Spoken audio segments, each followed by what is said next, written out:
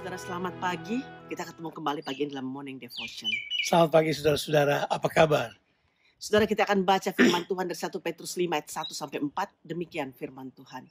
Aku menasihatkan para penatua di antara kamu, aku sebagai teman penatua dan saksi penderitaan Kristus, yang juga akan mendapat bagian dalam kemuliaan yang akan dinyatakan kelak.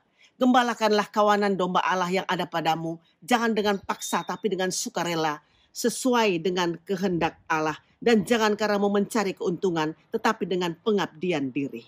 Janganlah kamu berbuat seolah-olah kamu mau memerintah atas mereka yang dipercayakan kepadamu. Tapi hendaklah kamu menjadi teladan bagi kawanan domba itu. Maka kamu apabila gembala agung datang, kamu akan menerima mahkota kemuliaan yang tidak dapat layu. Saudara, di masa-masa sulit, penganiayaan ataupun krisis, keberadaan pemimpin yang kuat secara karakter dan perhatian adalah sangat penting sekali. Dalam bagian ini Petrus menulis pesan khusus bagi para pemimpin untuk terus mendorong umat Tuhan supaya tetap setia pada pengharapan, iman, dan melakukan pekerjaan mereka dengan setia. Para pemimpin perlu bertanggung jawab, saudaraku, pada masa-masa yang sulit ini untuk menunjukkan bahwa mereka adalah pemimpin yang sejati. Dan memang benar, Petrus waktu memperkenalkan dirinya, dia memperkenalkan dirinya sebagai rekan penatua. Dia tidak menyatakan dirinya bahwa dia adalah seorang rasul, bukan. Dia menyebut dirinya sebagai rekan penatua, sebuah statement yang penuh dengan kerendahan hati. Dan dia juga mengatakan bahwa dia adalah saksi yang hidup dari penderitaan Kristus. Nah, kata saksi adalah berasal dari kata martir. Petrus mau mengatakan begini, aku melihat sendiri dan aku mengalami sendiri. Saudara masih ingat?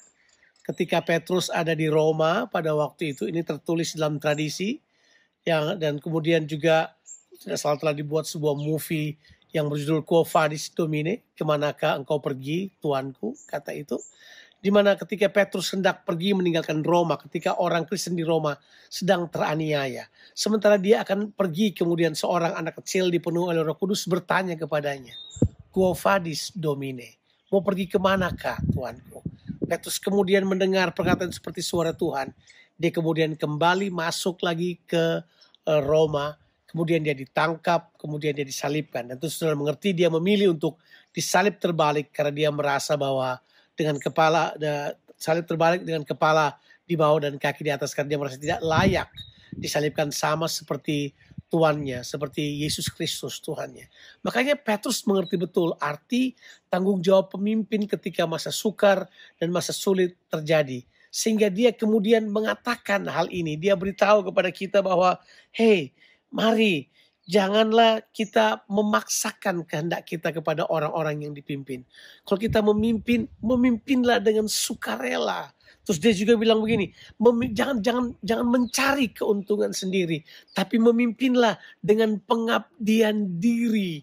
Sehingga dengan cara hidup seperti itu kita kemudian menunjukkan bahwa kita bukan pemimpin yang ingin memerintah atas mereka, tapi kita adalah pemimpin yang melayani mereka. Saudaraku, di ayat yang ketiga dalam pembacaan kita juga dikatakan, jangan kamu berbuat seolah-olah mau memerintah atas mereka yang dipercayakan kepadamu. Kita perlu untuk menjadi teladan dan inspirasi dengan kerendahan hati, yaitu menjadikan Yesus yang adalah gembala agung sebagai pusat perhatian kita dan teladan utama kita. Makanya kemudian Petrus berkata begini, oke, mari kerjakan terus kehendak Tuhan ini. Sebab dia beritahu ini, harapannya akan ada bahwa gembala agung kalau dia datang.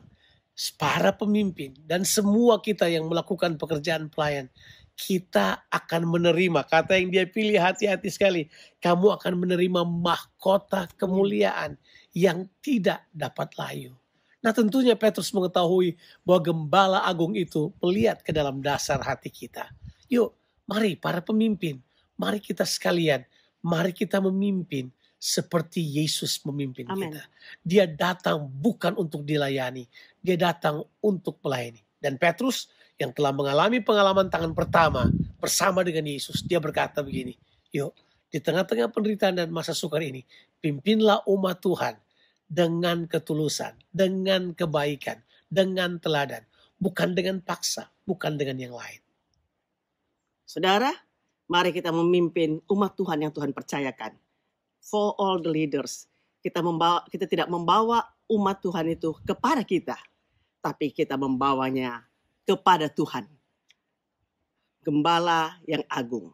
Sehingga kita tahu bahwa kita tidak memaksakan kehendak kita, tapi semuanya, saudaraku, adalah melihat keteladanan Tuhan Yesus Kristus. Tuhan memberkati saudara. Amin.